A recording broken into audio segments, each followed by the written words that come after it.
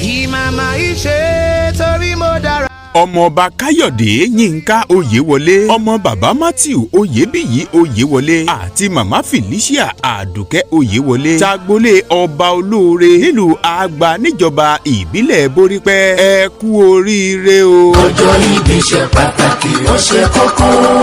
Ní wéréwéré jẹ́ ń sáré relé bàbá tó bí ọlọ́mọ. Ǹlẹ́ o.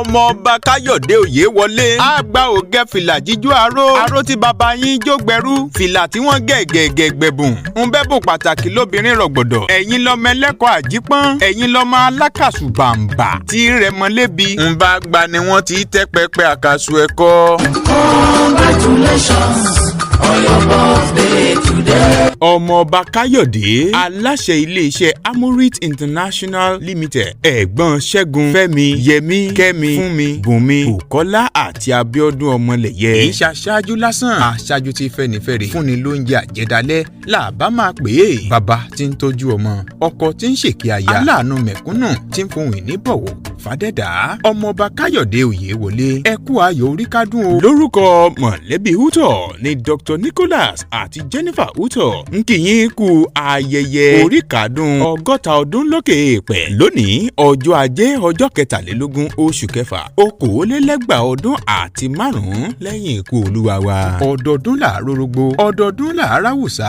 ọdọọdún báyìí làárọ̀ mobì lórí àtẹ. Àṣọdúnmọ́dún làwọ̀ àṣọdúnmọ́dún o, aṣòròmòrò làwọ̀ àṣòròmòrò. Kẹfà ikú dẹ́gbẹ̀rà kígbà lè máa lékún. Àwo ilé kó má ṣe pẹ̀dín lọ́lá Olódùmarè.